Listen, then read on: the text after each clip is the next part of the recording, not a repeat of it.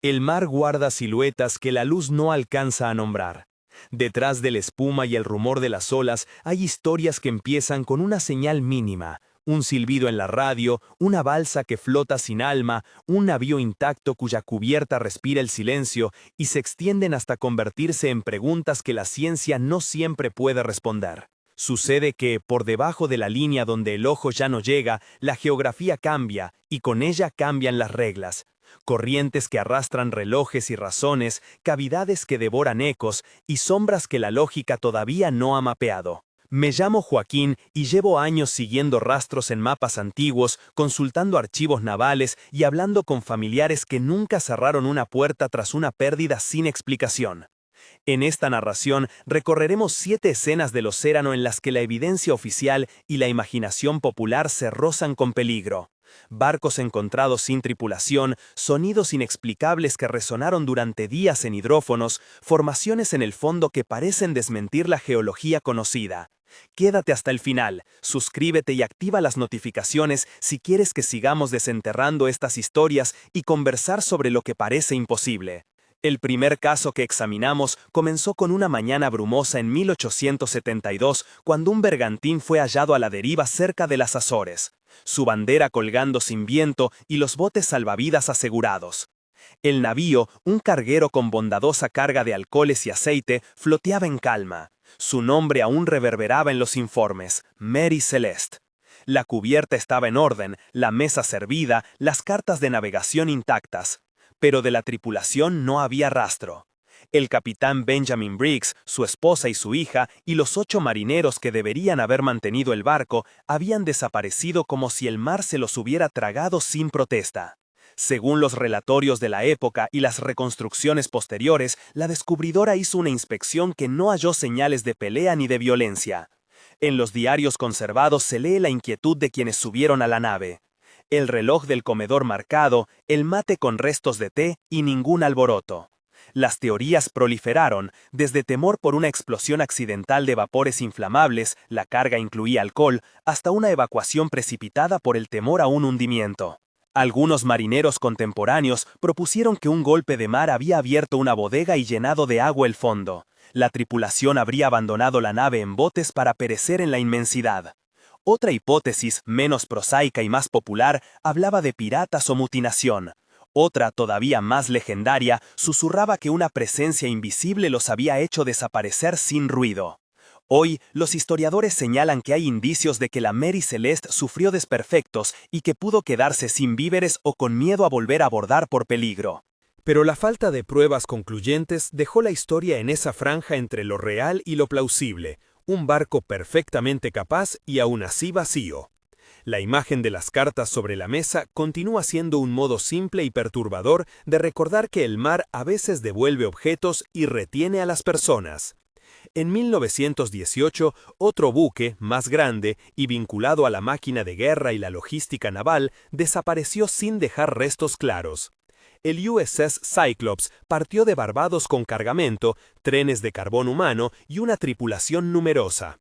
Nunca apareció señal de socorro. Las comunicaciones de entonces registraron que el convoy se separó por mal tiempo y que la nave se perdió en la inmensidad del Atlántico. La ausencia de restos, ni chalecos, ni destrozos en ruta, alimentó suspicacias. Algunas voces hablaron de una tormenta colosal, otras de un fallo estructural agravado por sobrepeso. Entre las conjeturas más sombrías está la del ataque submarino, propia de un tiempo de guerra, pero los registros no confirmaron torpedos ni manchas de combustible. Más allá de las teorías técnicas, hay familias que esperaron cartas que no llegaron y diarios que se cierran con nombres sin biografía posterior. Los archivos navales muestran reportes burocráticos y cartas oficiales que intentaron ordenar lo que sentimentalmente era ingobernable: la pérdida total sin señal. En muchos de estos casos, la explicación más probable es simple y cruel: la naturaleza y la fragilidad humana. Pero queda un hueco, la ausencia de evidencia material, que permite que el caso respire como mito, y el Cyclops se transformó en un emblema del mar que traga barcos sin escena final. Diciembre de 1945 trajo consigo uno de los relatos más recitables sobre lo que hoy se llama el Triángulo de las Bermudas. 5 aviones de entrenamiento despegaron de una base en Florida para una misión rutinaria de navegación y poco después comenzaron a perderse en la radiofonía. El entrenamiento de las naves, pilotos jóvenes, ejercicios de cuadrante, había sido documentado y la comunicación muestra un crescendo de confusión. Posiciones que no cuadraban, brújulas que parecían fallar y una atmósfera cargada de inquietud. Los responsables del rescate enviaron un avión que también desapareció. El saldo fue de varias aeronaves y hombres perdidos sin que se encontraran restos concluyentes. Los informes oficiales combinaron errores humanos, condiciones meteorológicas cambiantes y la posibilidad de que los pilotos se hubieran desorientado. Las corrientes y la proximidad a bancos y atolones hacen de la zona un terreno donde una equivocación en la navegación puede ser fatal. No obstante, la ausencia de restos y la simultaneidad de desapariciones alimentaron una narrativa distinta. Campos magnéticos locales que alteraban instrumentos, vórtices que succionaban materia o incluso interferencia de algún fenómeno desconocido. Los investigadores modernos han reexaminado los registros. Errores de procedimiento, malas decisiones de combustible y condiciones atmosféricas pueden explicar gran parte del suceso, pero la fascinación por la coincidencia, varios aviones en una sola área y ningún rastro, manda el caso al archivo de los misterios. En 1947 circuló una historia que mezcla relato de radio y rumor portuario, la del Orang Medan, un barco en aguas del sudeste asiático cuyo carguero fue supuestamente descubierto con su tripulación muerta en circunstancias extrañas. Los telegramas y recortes que sostienen la versión son inconsistentes entre sí. Algunos afirman que la señal de socorro transmitía que todos estaban muertos, otros que se encontraron cuerpos con rostros de terror congelado. Posteriores investigaciones no hallaron registro oficial verificado y muchos historiadores la consideran una leyenda marítima, un relato construido a partir de fantasmas de posguerra, errores de traducción y la tradición oral de puertos que quieren creer en lo inexplicable. Es importante marcarlo, la Orang Medan es, en buena medida, mito. Sin embargo, en la cultura popular funciona como parábola del mar que devuelve cuerpos sin explicación y de los efectos que ambientes tóxicos o gases pueden tener sobre la biología y la mente. Entre las hipótesis científicas plausibles están los derrames de gas de la bodega o intoxicaciones por sustancias químicas que provocan paro respiratorio y catatonía. Posteriores investigaciones no hallaron documentos fiables y las contradicciones en los relatos dejaron la historia en el territorio de lo legendario. La Joyita es otro barco cuyos restos danzan en la línea de lo inexplicable y lo verificable. En 1955, este pequeño transporte fue hallado a la deriva en el Pacífico Sur, su casco intacto y la tripulación ausente. Se encontraron cuadernos abiertos, alimentos sin consumir y señales de que las operaciones se habían detenido de repente. A diferencia de las leyendas, de la Joyita existe un expediente con detalles técnicos. La nave tenía problemas de mantenimiento, la sobrecarga y la posible ineptitud en la tripulación se consideran factores que pudieron llevar a averías. Sin embargo, la manera en que algunos botes salvavidas quedaron sin usar y la falta de cuerpos despiertan preguntas dolorosas en los investigadores y en los familiares.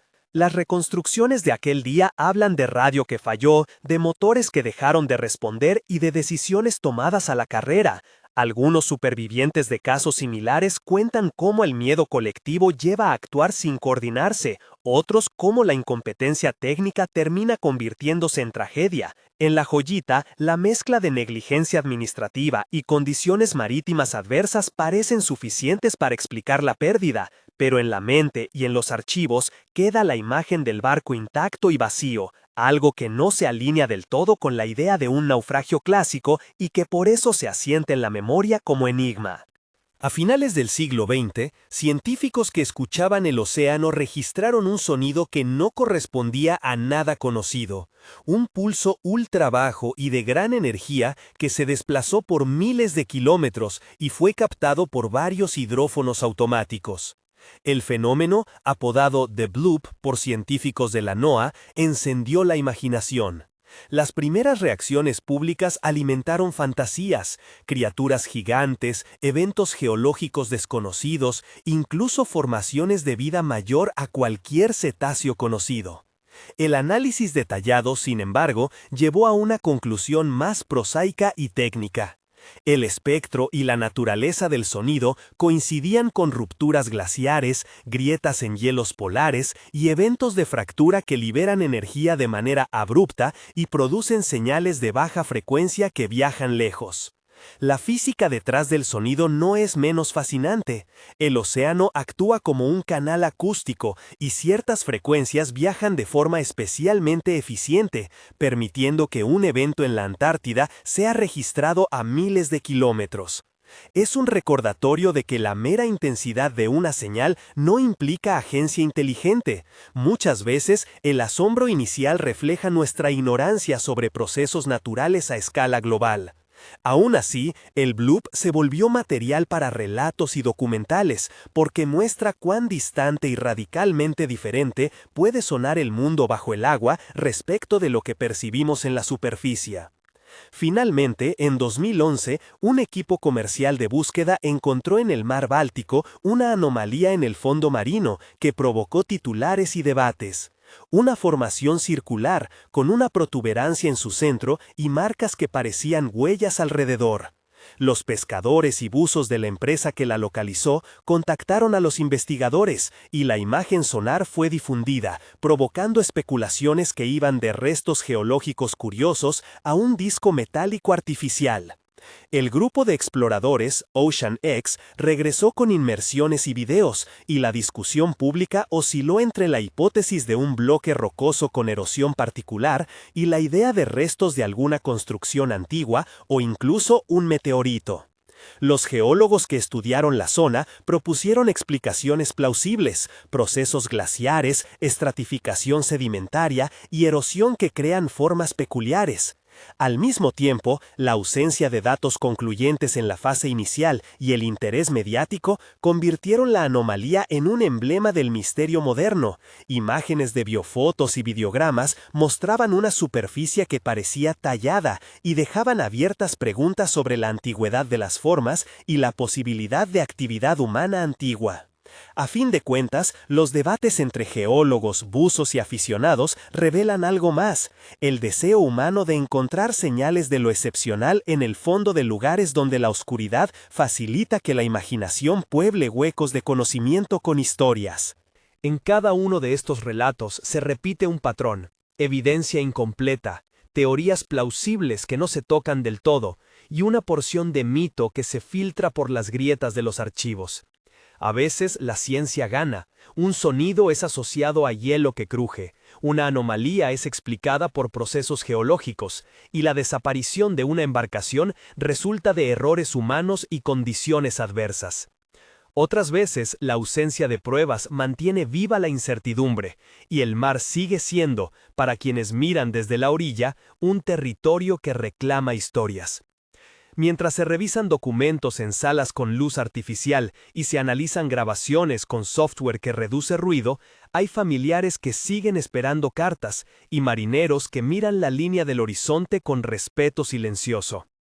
Recorrer estos 7 misterios no es solo enumerar casos, es entrar en la textura del océano humano que se despliega en cada informe, en la ansiedad de las madres que nunca cerraron un cajón, en la atención de un científico que entiende que una señal puede ser natural y también un poema inquietante. Las teorías se cruzan, la tecnicidad de una explicación con la fuerza narrativa de una leyenda, y entre ambas queda un terreno fértil para la curiosidad. Al bajar la vista hacia el mapa, uno descubre que muchos de estos eventos se repetían en zonas de corrientes complejas, donde la mezcla de agua templada y fría genera sorpresas. En otras ocasiones, las desapariciones ocurrieron en rutas de urgencia, cuando hombres y mujeres tomaron decisiones apresuradas a pocos grados de error. Pero la misma geografía que explica algo también permite que algo permanezca sin respuesta. Fosas, fallas, bolsas de gas que emergen del fondo y distorsionan barcos sin dejar huella visible. Esa noche, mientras escribo estas historias en una pequeña sede donde los expedientes se apilan y el café se enfría, pienso en un viejo barco atracado que conozco, su casco raspado y su nombre apenas legible. Subo a la cubierta y el olor a sal golpea como un taladro. La noche está sin luna y la niebla baja. Escucho, no muy lejos, el crujir de las amarras. Hay una especie de modestia en la forma en que el océano devuelve las cosas, objetos, relatos, ecos de radio. Y entonces me vienen las voces de quienes contaron estos casos, voces que piden, sin saberlo, que se mantenga vivo el trabajo de preguntar. Quedan elementos por explorar, testimonios no publicados, registros de radio más completos, datos sonoros para analizar con técnicas modernas y, sobre todo, los hilos personales que conectan a las familias con la historia oficial. Si queremos entender mejor, la investigación necesita tiempo, paciencia y a veces una dosis de humildad científica que acepte la posibilidad de no tener respuestas definitivas. Pero también necesita contar las historias tal como fueron vividas, con miedo, con espera, con certidumbres que se deshilachan. En la próxima sección indagaremos más en archivos, escucharemos testimonios reconstruidos y cruzaremos descubrimientos técnicos recientes que aportan luz a algunos puntos oscuros. Hay documentos que sugieren patrones, registros sonoros que pueden reinterpretarse con software actual y relatos familiares que aún no han sido cotejados con repositorios oficiales. La búsqueda no termina aquí. El mar, como siempre, retiene su última palabra en silencio, y nuestra única arma es la persistencia del interrogante. Abrí carpetas que no figuraban en los índices públicos, hojas amarillentas donde alguien, años atrás, había anotado con letra apresurada las horas de salida y regreso, pequeñas correcciones con lápiz azul y una nota al margen que decía «Radio sin respuesta». Marta, la archivera, me pasó una caja con cintas magnetofónicas dentro de bolsas plásticas. Las trajeron de una comisaría costera, nadie las digitalizó porque no se supo bien qué buscar, dijo, como si me devolviera un objeto peligroso envuelto en tela. Al enchufar el reproductor, la maquinaria del museo rugió y, por un instante, la habitación quedó llena de un olor a caucho y a sala antigua. La cinta se movía perezosa y, sobre la onda, la voz de alguien aparecía con la aspereza propia de las comunicaciones de entonces. Las grabaciones no eran monolíticas, había ruido de fondo, lluvia preguntando por las costuras del microfoneo y después fragmentos. Una voz masculina, un capitán, supuse, que pedía posición, otra, más temblorosa, una mujer que repetía nombres. En un tramo se oyó un patrón repetido, un pulso breve, casi regular, tic, tic, tic, que se solapaba con una frecuencia más baja, similar a un gemido subacuático. Tomás, el ingeniero acústico que consultó, dejó el cursor sobre la pantalla y señaló el espectrograma con la calma de quien habla de piezas mecánicas. «Mira esto», dijo, «no es ruido blanco, no es el viento, tiene armonía». Cuando le pedí que describiera qué podía originar ese dibujo en el espectrograma, eligió palabras medidas. Podría ser un equipo mecánico en funcionamiento, un motor con un eje fuera de filo, o un artefacto que genera impulsos con un propósito. También puede ser gas ascendiendo que produce burbujas con recortes regulares por la geometría del fondo. Su respuesta llevaba implícito el meollo de nuestra investigación. Casi cualquier explicación era compatible con algo natural y con algo hecho por manos humanas. Los testimonios reconstruidos que siguieron en la caja trajeron nombres y escenas mínimas que completaron el boceto emocional. Un jornalero que había trabajado en obras costeras recordó haber visto, una madrugada, luces bajas sobre la vereda del agua, alineadas y silenciosas como ojos que miraban desde la profundidad. Un radiooperador jubilado me entregó un cuaderno salpicado de instrucciones y me dijo, con la sencillez de quien cuenta el pasado como si fuera una pesca más, que en su tiempo se daba por sentado que el mar tenía humores y que a veces respondía con sonidos que no alcanzaban a traducirse en palabra. Elena, por otro lado, añadió la dimensión humana que había estado faltando en muchos de los expedientes oficiales. Me mostró cartas de su esposo, un patrón de la Marina Mercante, guardadas en una caja con olor a tabaco. En una de ellas, fechada 2 semanas antes de su desaparición, él le contaba de una noche extraña, en la que la brújula había marcado sur cuando el rumbo, según las cartas de navegación, era norte. Quedaba, sin embargo, un nudo técnico que rehusaba resolverse con recuerdos. Las anomalías aparecían en mapas batimétricos que habían sido levantados por distintas embarcaciones en momentos distintos. Algunos mapas mostraban relieves que otros instrumentos no registraban, había manchas que aparecían y desaparecían como si el fondo respirara. Convencido de que la herramienta importaba tanto como el testigo, conseguimos acceder a archivos de sonar de algunos años atrás. Las empresas que habían hecho levantamientos a profundidad habían guardado archivos en formatos propietarios. Tomás, con paciencia de cirujano, logró traducirlos a un formato común. Entre líneas de datos y curvas que parecían dibujos abstractos, emergió otro patrón. Ciertas anomalías coincidían con lo que en geología marina se llama chimeneas de gas. Son estructuras por las que metano o dióxido de carbono trepan desde sedimentos antiguos hasta la columna de agua. En ocasiones, su ascenso altera la flotabilidad de los objetos en superficie. Si una bolsa grande de gas se libera repentinamente, puede reducir la densidad del agua de forma local y provocar que una embarcación pierda sustentación, explicó Tomás. Es una explicación técnica contundente que no siempre encuentra eco en las familias que esperan cartas. Para ellos, la geología no reemplaza el vacío. Mientras tanto, en otra sala, Marta descubrió un fajo de correos internos de una estación meteorológica costera. Eran comunicados escuetos, fenómeno de marea inusual, corrientes con mayor vorticidad. No eran conclusiones, sino observaciones que apuntaban a un elemento más. La meteorología hacía su parte para ensamblar condiciones propicias a lo desconocido. Corrientes irregulares podían empujar restos a lugares que las cartas no preveían, vientos cambiantes podían desorientar a tripulaciones jóvenes, fenómenos de inversión térmica en la columna de agua podían generar espejismos acústicos. Entre todo eso, el ruido de fondo seguía siendo el humano, cartas, esperas, teléfonos sin contestar. Decidí reconstruir una de las noches con mayor densidad de información. Convencí a un pequeño equipo para salir al lugar donde una embarcación había emitido la última señal conocida. Era de madrugada cuando salimos. La niebla parecía haber aprendido el oficio de esconder. En la costa, el muelle estaba casi vacío. Un faro parpadeaba a lo lejos y en el aire había la presencia de un silencio expectante. El capitán del pequeño pesquero que nos llevó se llamaba Ruiz. Tenía las manos con la piel curtida de quien ha sostenido sogas y relojes de sol mar adentro. El mar no miente, pero a veces cierra los ojos, me dijo sin buscarlas demasiado, y en su voz se adivinaba que había visto más de lo que estaba dispuesto a nombrar.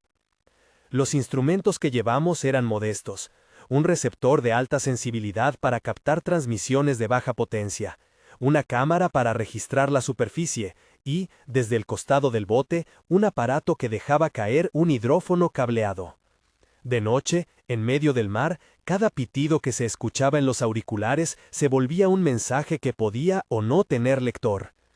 A los pocos minutos de estar en el área marcada por las cartas antiguas, el hidrófono captó un pulso. No era igual al de las cintas del archivo. Este era más breve, pero estaba acompañado por un bajo que parecía venir de muy lejos, como si alguien tocara un tambor en otra sala. Ruiz detuvo el motor. Las gaviotas se callaron, como si también escucharan. ¿Lo oyes?, preguntó. Lo oí. Era, pensé, una respuesta del lugar. Tomás miró el espectrograma en la pantalla portátil. Esto se parece a lo de las cintas, dijo, sin concluir. La máquina, sin saber lo que valía en términos humanos, solo ofrecía datos, frecuencia central, ancho de banda, patrón temporal. Para mí, en cambio, aquello era una mezcla de ciencia y poema. La idea de que el mar tuviera su propio alfabeto de sonidos que, traducido, pudiera revelar actos o accidentes. A la mañana siguiente, con el café frío otra vez sobre la mesa, comparé todos los registros que habíamos obtenido. Mapas, espectrogramas, cartas, testimonios. Un hilo comenzó a hacerse visible.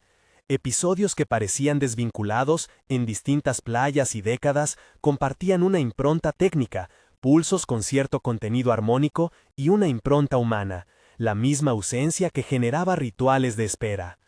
No era una prueba de causa única, era una constelación que exigía una expedición más precisa. Convocarla implicaba logística y riesgo. Había que conseguir un equipo ROV con cámara, un perfilador de corrientes y un sonar de barrido lateral capaz de leer relieves con precisión. También había que avisar a quienes podrían verse movidos por el resultado: familias, autoridades portuarias, equipos de búsqueda. Pensé en Elena, en su cajón de cartas y en el radiooperador jubilado que me había ofrecido su cuaderno. Lo que buscábamos no era solo una explicación técnica, era una manera de reunir datos que devolvieran al menos un trozo de cierre a quienes esperaban. Planeamos la salida para la segunda luna nueva. En aguas poco luminosas, el contraste entre el equipo que llevábamos y la negrura sería más grande, y acaso, con suerte, los instrumentos podrían hablar sin interferencias. Mientras coordinábamos, recibí un correo breve de Marta. Encontré algo más, un manuscrito de la tripulación del buque Isabel con una referencia a luces en el fondo y un apunte sobre un sonido que sube y baja como respiración. En la nota había una hoja suelta donde alguien había dibujado, con mano insegura, una serie de arcos que imitaban la forma de una emisión sonora. Parecía un mapa dentro de otro mapa. La geografía explicaba la presencia, la geografía también la ocultaba. La noche que salimos hacia el punto exacto, el muelle estaba más poblado de lo habitual. No de gente, sino de expectación, una energía que se instalaba en los cuerpos como si fuéramos todos parte de un ritual antiguo. En cubierta, Tomás repasó una vez más el plan de muestreo. Ruiz ató las últimas cuerdas. Marta guardó las cajas de expedientes en una funda estanca. Yo me sentí, por un momento, como el curioso que entra en la casa donde algo ha quedado sin resolverse y sabe que sus pasos pueden mover objetos que muchos preferirían que siguieran inmóviles. No quiero presentar la expedición como un gesto temerario, fue, más bien, la suma de prudencia y de necesidad. Prudencia para no caer en la espectacularidad, necesidad porque había nombres escritos en cartas, fechas y ausencias que pedían ser tratadas con respeto. Cuando el Rob descendió, la pantalla mostró una coraza de oscuridad que poco a poco se fue llenando de partículas. A la profundidad, la cámara se movía como si avanzara por un bosque líquido. Un reluciente lecho de algas, formaciones rocosas y remolinos de sedimento. Luego, algo inesperado, una estructura cuya geometría no se correspondía con la de rocas fracturadas, líneas casi rectas, superficies que reflejaban la luz del foco como si guardaran memoria de otra mano. El silencio en la sala de control fue una cortina. El pulso sonoro que había acompañado tantos expedientes volvió a manifestarse, esta vez más cercano. En la pantalla, el Rob rodeó la figura y en el monitor apareció una placa lisa con surcos que recordaban tallas humanas. No era, desde luego, una confirmación definitiva de intervención humana. Podría ser erosión, fractura regular por tensión sedimentaria o la ilusión de quien busca formas en lo informe. Pero al mirarlo, uno comprende por qué las búsquedas en la orilla terminan pareciendo misiones míticas, porque el fondo no muestra su verdad a la primera mirada, y porque las formas que emergen invitan a historias.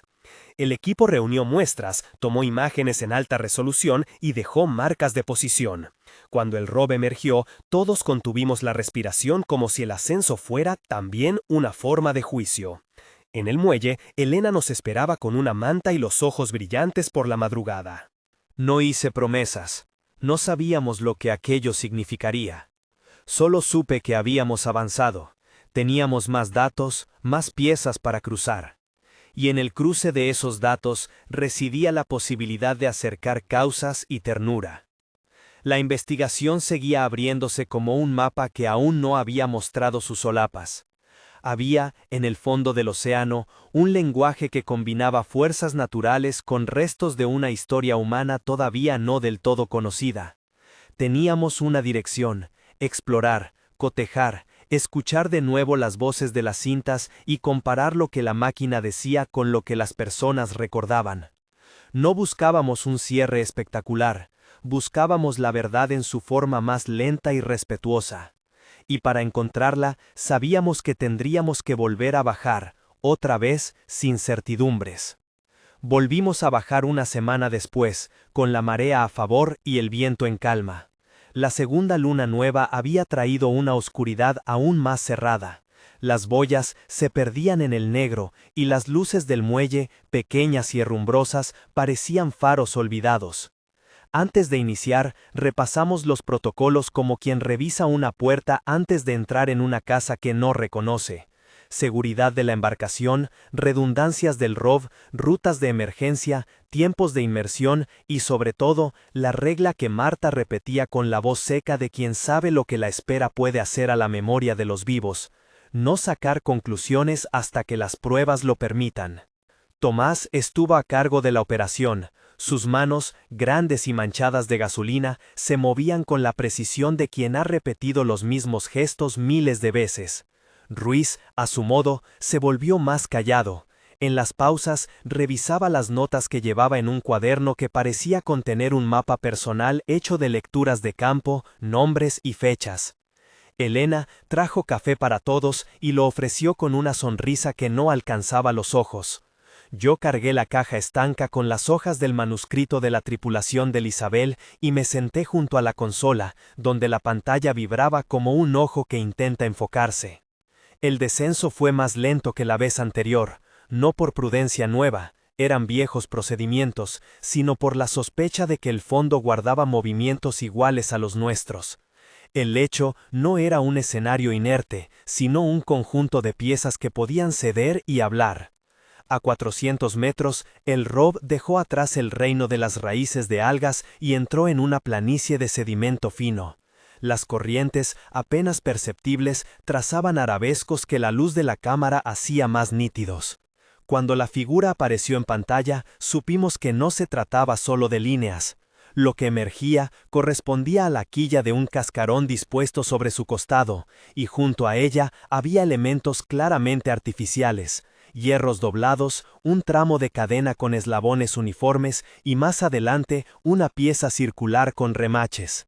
El ROV se acercó con lentitud y la luz delineó por un instante una placa rectangular cubierta de limo donde se adivinaban restos de pintura roja. Marta, al verla, dejó caer la taza del café y el sonido se perdió como un meteorito en el silencio de la noche. «Es la cubierta de babor», dijo Tomás con voz contenida. «Si la lectura es correcta, estamos frente a una sección del casco. Busquen marcas, nombres, cualquier identificación». El ROV desplegó sus pinzas para limpiar con chorro de agua. El sedimento se movió en una nube que volvió a tapar todo. Cuando la placa quedó expuesta, la cámara registró letras apenas legibles: Sabel, y debajo un número parcialmente borrado. No había duda, un fragmento del nombre Isabel. Una exhalación colectiva recorrió la cabina, pero nadie celebró. Lo que queríamos era encontrar certezas, y esa placa era un indicio que habría más preguntas.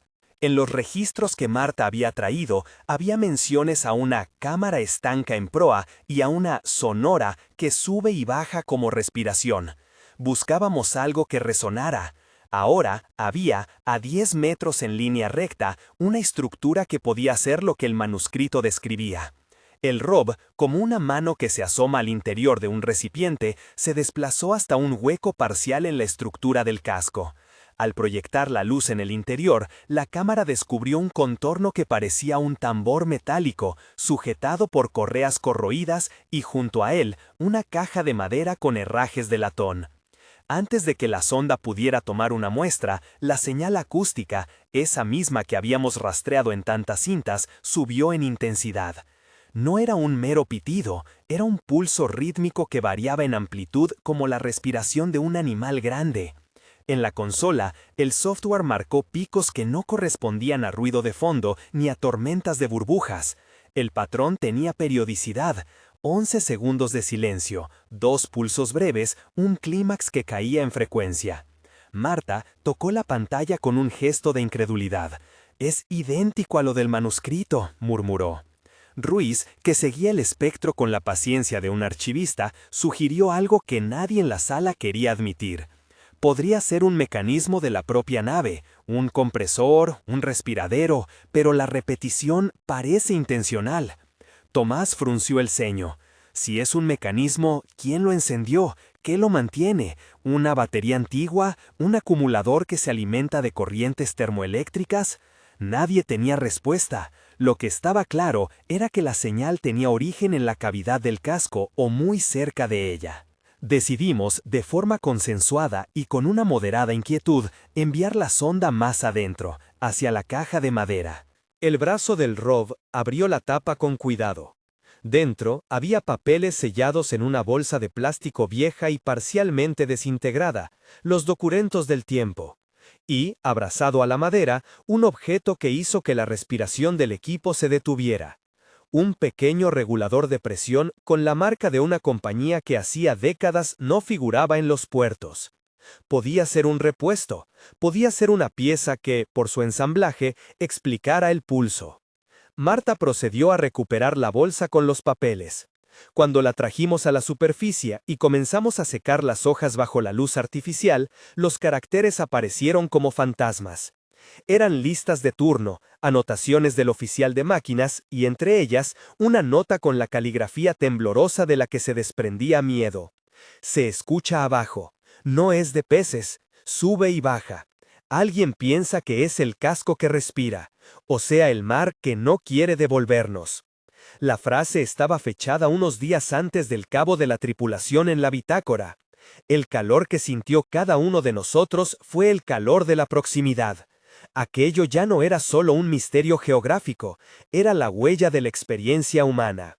Decidimos entonces vincular los registros del manuscrito con las nuevas mediciones del ROV, frecuencias, localización exacta, sincronización.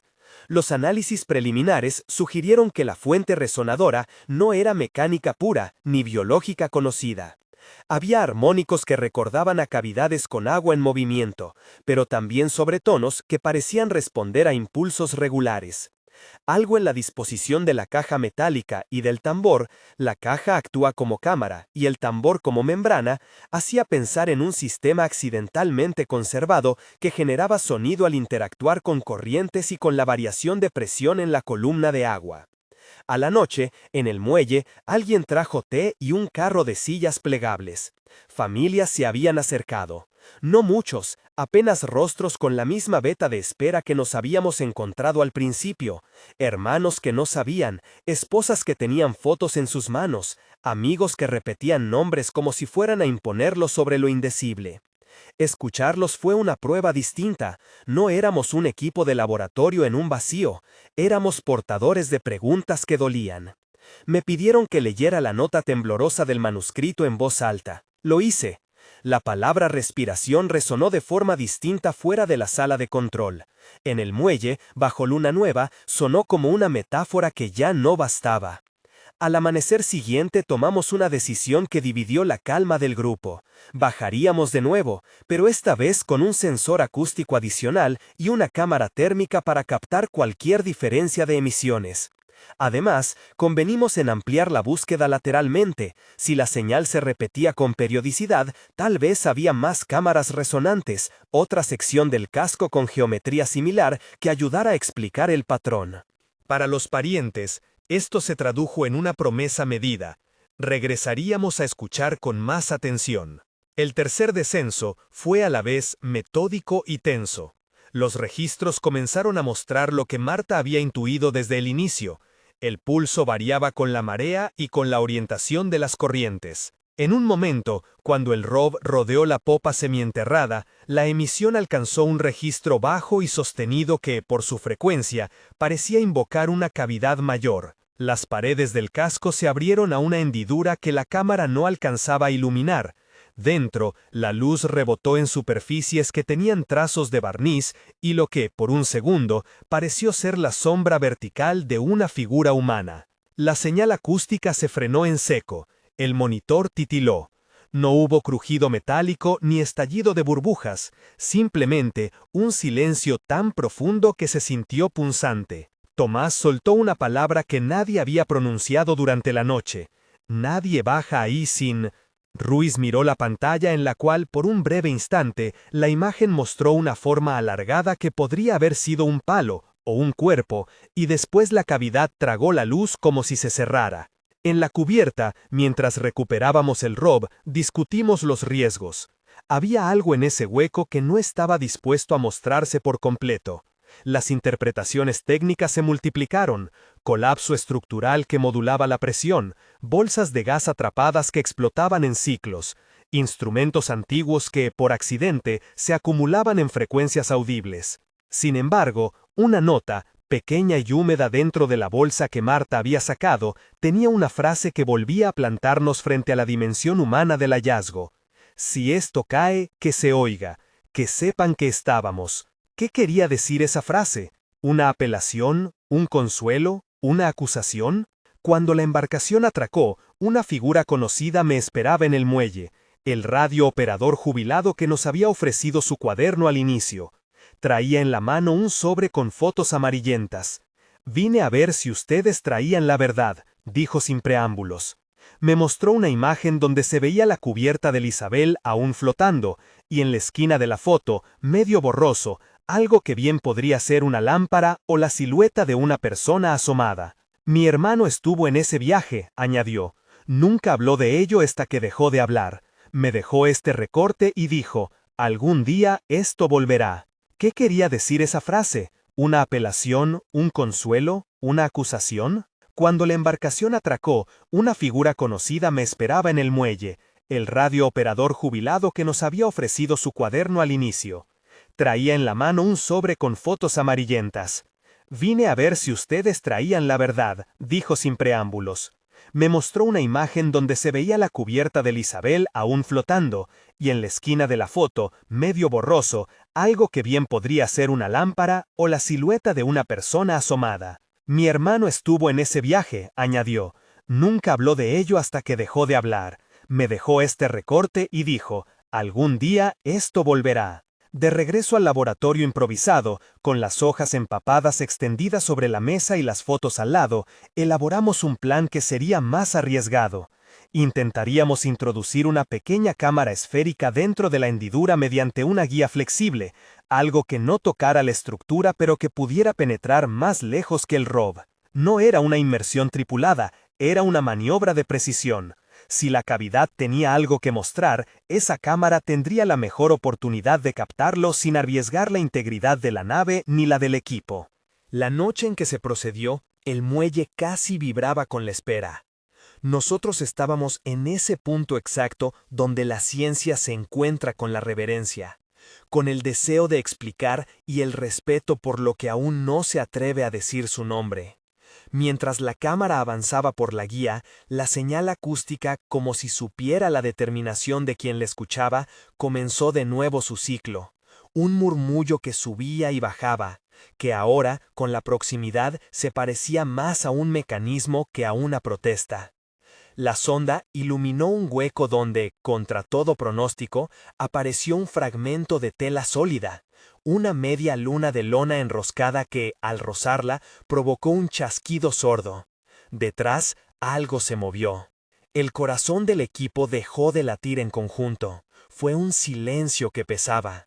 La cámara giró y allí, en el margen, como suspendida entre historia y presente, había una placa más pequeña, oxidada, con nombres grabados en una tipografía que hablaba de otros tiempos. Al acercar, una inscripción alcanzó a leerse nítida, «Para que alguien recuerde». Y en ese momento, la emisión acústica cambió. Dejó de ser un pulso mecánico, y, por un fragmento de segundo, pareció articular una cadencia que sonaba como una palabra transformada por el agua. Entonces, sin aviso, la imagen en la pantalla se cegó. Un estallido de interferencia, un tirón de señal y la guía quedó inmóvil en el umbral de la cavidad. La consola marcó pérdida de contacto. Todos los monitores pasaron a una pantalla negra que reflejaba nuestras caras, rostros tensos, ojos brillantes por la madrugada y por lo que no se había dicho. Ruiz apretó el puño contra la mesa. Marta, con la calma rota, murmuró, «No lo apagamos nosotros». Tomás ordenó la recuperación inmediata. Cada palmo de línea que subía fue una eternidad en la que repasamos hipótesis, miedos y la sensación de haber sido observados. Cuando la guía emergió, la cámara estaba cubierta de un limo que brillaba con destellos metálicos. No había daño físico evidente, pero la lente mostraba una franja, como si algo hubiera pasado de largo con un movimiento suave y deliberado. La emisión, en tierra, comenzó a decaer hasta reducirse a un rumor indeciso. fuimos conscientes de que aquello ya no podía quedarse en manos de un equipo pequeño y enamorado de su oficio. Había cuestiones técnicas que requerían laboratorio y tiempo, y otras que pedían algo más íntimo, conversaciones con los descendientes, la lectura atenta de cada bit de la bitácora, abrir las cartas que las familias no habían leído. La comunidad merecía saber con cuidado. Al mismo tiempo, entre nosotros crecía la sensación de que el fondo no iba a mostrarse por completo sin que nadie se atreviera a bajar hasta donde la sangre de la historia aún latía.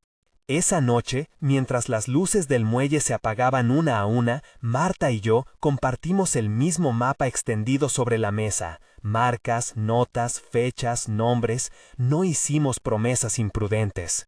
Hicimos planes. Y en esos planes hubo una línea que a todos nos pareció necesaria y aterradora.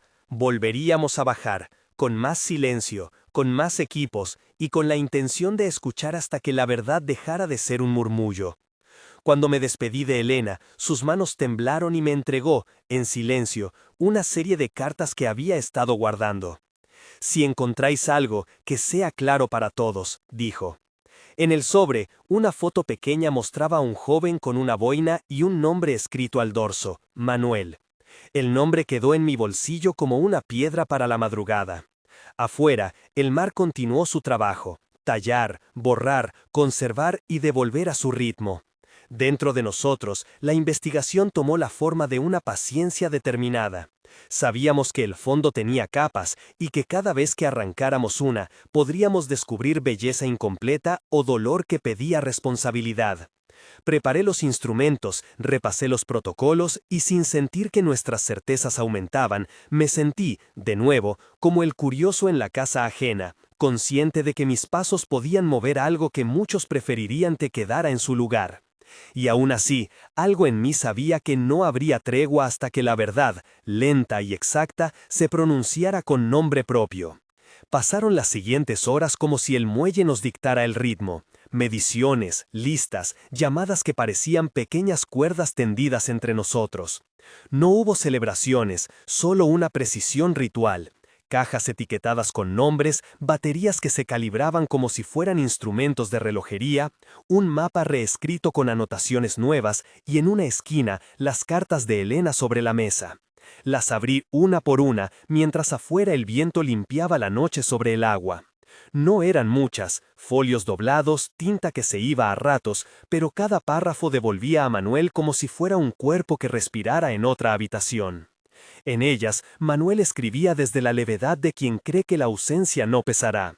Hablaba de la boina, de un compañero que contaba historias de pueblos que ya no existían en los mapas, de una caja de madera que debía llegar a tierra y que alguien, en algún momento, debía guardar para su madre.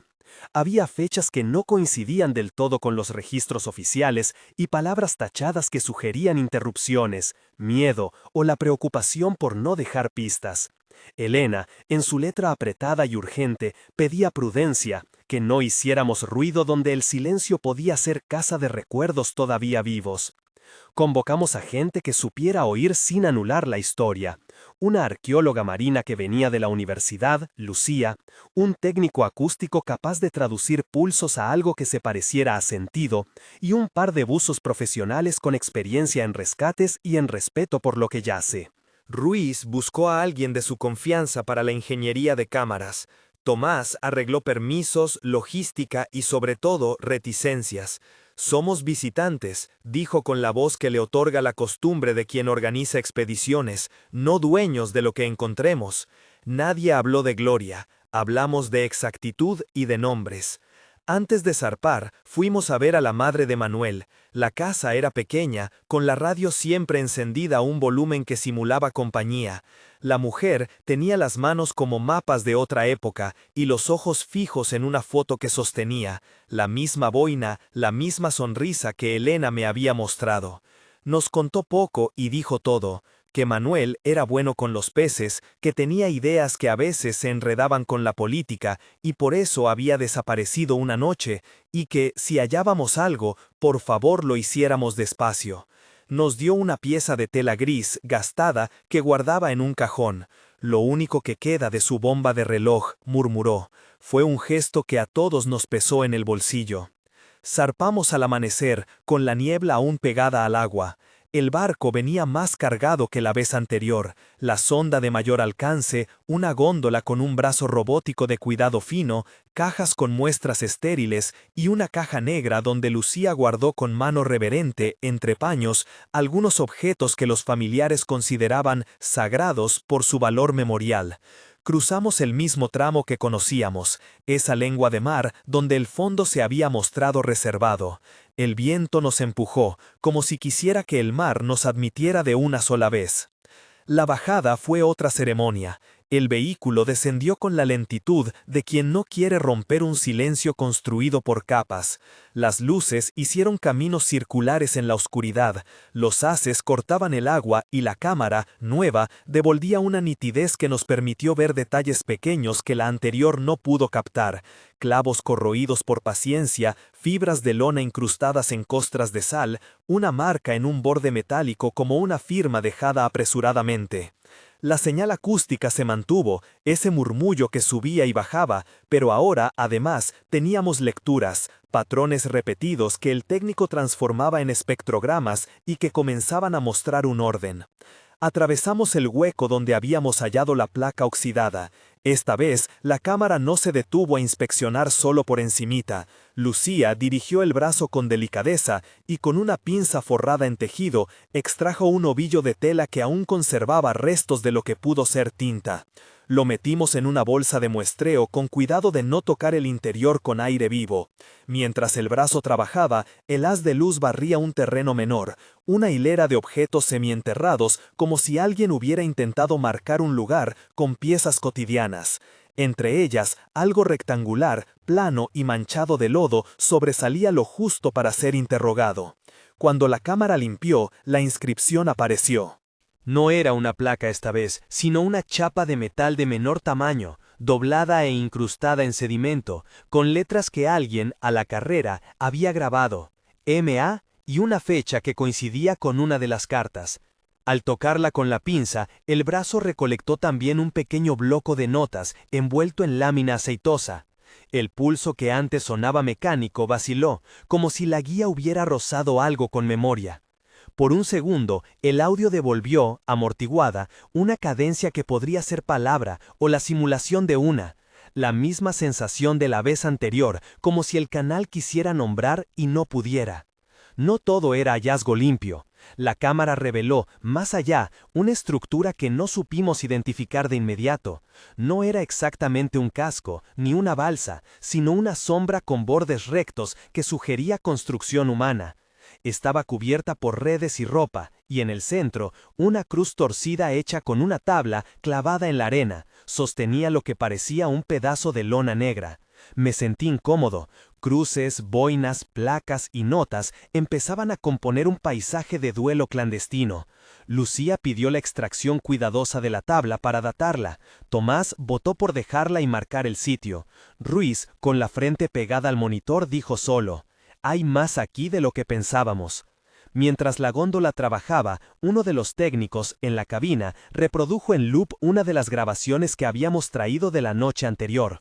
La emisión, ahora filtrada por software, dejó entrever una serie de estallidos que, dispuestos en secuencia, podrían leerse como pulsos separados, como si alguien hubiera intentado comunicarse con un código rudimentario. El técnico empezó a transcribir. Al cabo de unos minutos, nos miró con la cara lavada de sorpresa. No son palabras, son nombres, o se parecen demasiado. La posibilidad nos atravesó como una ráfaga fría, no solo objetos, sino la voluntad de ser recordados. La decisión fue clara y dolorosa, sacaríamos la cruz y la chapa. No queríamos alterar el contexto más de lo necesario, pero no podíamos dejarlo todo bajo el mar como si el agua fuese un altar de olvido. El brazo trabajó durante más de una hora, cada movimiento supervisado, cada fragmento encapsulado. Cuando la tabla emergió, la pieza central de lona se desintegró en el agua como si exhalara un último secreto. Se vio, al final, una palabra escrita con tiza blanqueada: Manuel. Fue un golpe que nos dejó mudos, como si la boca del mar hubiera susurrado el nombre que había estado en mi bolsillo desde la primera noche. Regresamos al barco con el peso de la caja y la certeza de que no podíamos apresurar el examen. Cada fragmento fue etiquetado y sellado. Lucía pidió la cadena de custodia con la solemnidad de quien trata huesos. Por la tarde, ya en el laboratorio improvisado del puerto, abrimos la chapa. Dentro había, además de tierra salina, un trozo de papel envuelto en cera. La tinta se había comido la mitad de las palabras, pero algunas líneas se leían. Si caigo, que alguien sepa por qué. Y al final, la firma clara, Manuel. El correo entre nosotros se volvió más urgente. Nadie quería ser cómplice del olvido. Pero la apertura de esa frase planteó preguntas incómodas. ¿Por qué había una placa que pedía que alguien recordara? ¿Quién había enterrado la cruz y por qué? Las cartas de Elena sugerían que Manuel no era un caso aislado. Hablaba de otros nombres, de días con listas de personas que no debían hablar. Empezamos a entender que estábamos tocando una memoria colectiva que el mar había aceptado sin remedio. Aquella noche, en la cabina, mientras afuera la marea se mecía con un rumor viejo, el técnico acústico me mostró un análisis final. Los pulsos que habíamos escuchado desde el fondo podían organizarse en una secuencia que repetía las mismas dos notas con variaciones, casi como una firma. Si esto fuera música, dijo con voz baja, sería un lamento que insiste en el mismo nombre. Nadie quiso decirlo en voz alta, pero todos lo sentimos. La profundidad no solo guarda objetos, guarda promesas de recuerdo. Y cuando estas promesas son tocadas, responden. Dormí poco. Soñé con una sala larga donde las placas y las cartas estaban ordenadas en fila, y la gente que las había perdido venía a reclamar cada una con una palabra. Al amanecer, Marta y yo repasamos la lista de gente que querríamos convocar, parientes, historiadores locales, una oficina de registros, Tomás la nombró por prudencia, y sobre todo, más manos que supieran abrir sin violentar. Elena volvió al muelle con 3 sobres más, y en su rostro la vieja mezcla de esperanza y cansancio. Nos entregó, como si depositara un talismán, una llave oxidada. La encontré en la casa de Manuel, dijo. No sé de qué es, pero tenía su olor. Decidimos regresar una vez más, no para excavar, sino para escuchar con todo lo que lleváramos. Preparé la guía, comprobé cada cierre, y cuando el sol se deslizaba por el horizonte, supe que el fondo nos aguardaba con un repertorio más vasto que nuestras preguntas. Al sumergirnos, la línea de luz abrió un corredor de sombras, y allí, en un repliegue que hasta entonces había permanecido oculto, algo se movió de nuevo. No fue un objeto, sino la sugestión de movimiento, una corriente que devolvía al instante las partículas en suspensión, formando la silueta de una mano que señalaba hacia adentro. La cámara intentó seguir, y en la pantalla, por una fracción larga, la imagen trazó una palabra que nadie pudo leer del todo. Entonces la señal vaciló y la pantalla por un instante quedó bañada en blanco. Quedó en el aire la sensación de que la verdad no sería entregada a medias. Acaricié la llave en el bolsillo y pensé en la madre de Manuel, en la boina, en la placa que pedía ser recordada. Sabíamos lo que teníamos que hacer. Bajar de nuevo, más lento, con la intención de desentramar el lenguaje que el agua se empeñaba en codificar.